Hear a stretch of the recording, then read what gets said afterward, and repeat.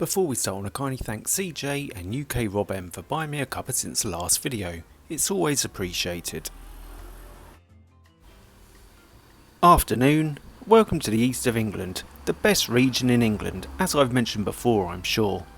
This time we're in Essex, but mostly in the East Anglian area, where people talk slightly differently and where a 10-minute journey takes an hour because of tractors.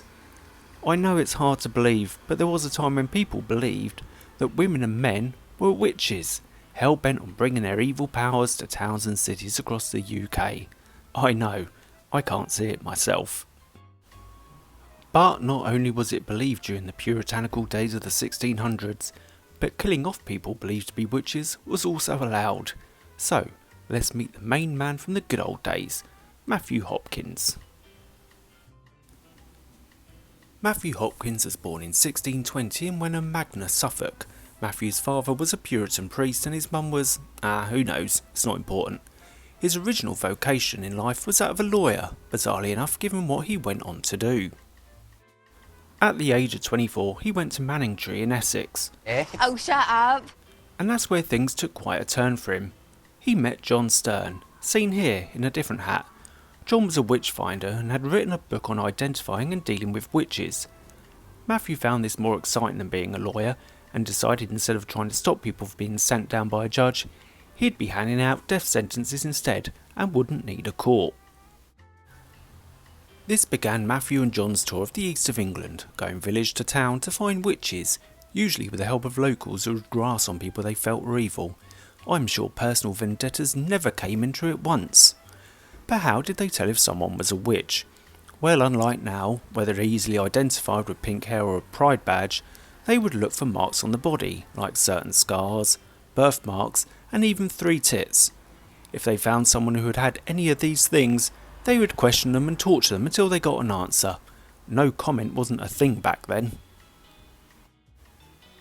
The most famous test was tying them up, throwing them in a river, and if they floated, they were witches and would be executed.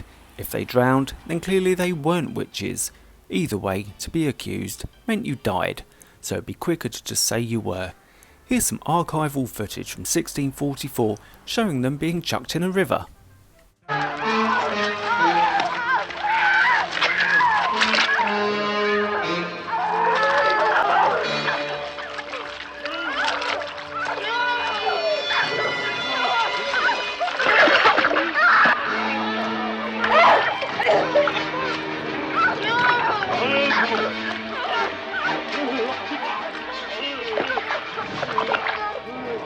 Hey, look! One of them's gone already. They swim. The mark of Satan is upon them. Give us a hand here, come on! They must hang. Unlucky. Another test was to make the accused walk for miles without stopping until they confessed. This could sometimes go on for hours, and bearing in mind they were usually older, they would eventually give in. A bit like when you're taking the kids somewhere they don't want to go, or me on a hike. Matthew Hopkins was so successful, he was eventually appointed Witchfinder General by Parliament. This gave him the authority to hunt down witches anywhere in England, and he took full advantage of it, partly because he wanted to rid the country of witchcraft, but there was also a lot of money in it. He claimed that one day he found 200 of them. Press X to doubt. It's estimated that he made over 6,000 along with John Stern in his time as a witchfinder. The average wage for a farm worker back then was 6p a day, so drinks were definitely on him when he was at the local inn, if he hadn't killed off the landlords. Things were going swimmingly, so to speak, for Hopkins until he tried one lady, Elizabeth Clark. Using his powers, he stripped her naked and pricked her with a needle. Mucky boy.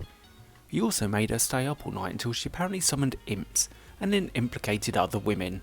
No one likes grass. Unfortunately, Clark's husband was a wealthy landowner, and complained about Hopkins' methods. Parliament then later found that some of his interrogation methods were illegal. Alright, and he was no longer the Witchfinder General. However, that didn't stop him and Stern, and he carried on his ways across Essex, Suffolk, and Norfolk, and occasionally London.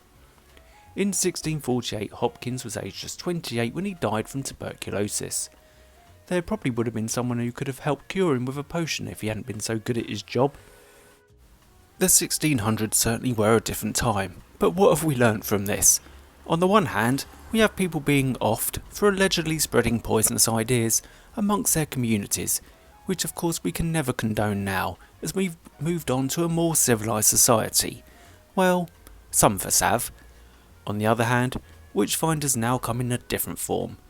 They may come in the form of journalists and judges, and the CPS, who without real evidence and just guessing that someone may think something they dislike or think they might do, should be put away, as we've recently seen.